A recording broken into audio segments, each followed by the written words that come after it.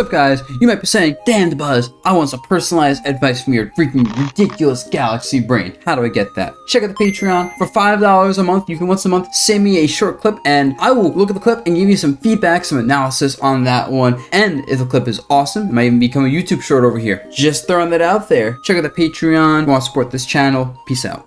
Alright guys, so for today's video, we're going to be talking about shield cross-ups and why they are really strong. Because I know there's a lot of people at like lower mid-level, they kind of think of shield in a binary way of either things are safe on shield or unsafe on shield. But there is a third factor, of course, which is spacing. What a lot of people don't consider is that most characters don't have good out of shield options behind them. Shield cross-ups come into play here. There's a lot of ways to pressure shields in ways that are safe and effectively allow more pressure by crossing someone up. And that is because when you cross up someone's shield, assuming they don't parry, they lose access to a lot of options. Shield grabs, right? That's not gonna hit someone there behind them. Most characters have up smashes that don't hit behind them, or if they do, the hitbox isn't nearly as good as in front of them, right? Most characters aren't Mario Luigi. Most are like Palutena, or maybe something like Lucario, where like it can hit kind of behind if the opponent's like point blank, but hits much farther in front than behind, right? Let's just actually see this. There's a lot of characters like that, or characters where the up smash goes both in front and behind, but it's slower behind. Think of something like Ike, right? Where he just swings his sword all the way from the front to behind. A lot of aerials as well. A lot of characters have neutral airs cover their entire body pretty quickly, whatever. And a lot of characters have forward airs that kind of like cover in front pretty well, like at a lower angle. But a lot of characters have these back airs, like a Palutena or like Lucario back air that like is more of a straight line. Actually, Lucario's a great example. It doesn't hit Palutena standing, I do rising back air behind, right? Compared to the forward air. That is huge when it comes to pressuring shields, right? And you have to know what character you're fighting to take advantage of this fully. But if you pressure someone and hit the front of the shield, first of all, if you miss space and attack, you're in threat of getting shield grabbed, right? Now there's a mix-up game. Oh, I hit your shield. Are you gonna grab me out of shield? Are you gonna attack like with a smash? Are you gonna do like a rising aerial, right? There's enough options for sure. Now, if you do this from behind, that option isn't right there, right? Can't grab. Rising fair won't connect. Rising back air won't connect. That means you can actually apply a lot more pressure, and you'll see this with good Palutena players. Well, if it hits someone's shield, you can't do anything to punish this if I do like neutral air into another neutral air. You do not have any button fast enough with the right hitbox to actually hit me here. So that creates a lot of free pressure. You'll see a lot of characters. There's Mario players, Luigi players, Wario players, Palutena players. Basically, any character can exploit this in the right matchups. And of course, it lets you when you're in the situation like in the corner, it lets you like go boom out of the corner. Now my opponent's in the corner. Especially because a lot of people might expect someone to hit the shield early, right? Like if you see Palutena doing this, you're gonna think, oh, she's gonna like space the forward air or something, or space the back air in front of the shield, and they might do that, right? But the more rewarding option in that case, instead of doing this and being in the corner and dealing with all the mix-ups, just going, all right, you see you shielding out of the corner. When they get better positioning, it lets you create pressure. In fact, sometimes the situation is messed up, right? Like if you're a Palutena player and you hit someone's shield with like a back air, it's like I hit your shield with back air, you couldn't even do something like an up smash, right? Or like a forward smash, because you know that the opponent basically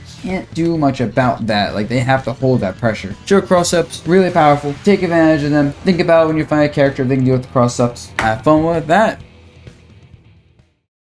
And don't forget to subscribe to the channel.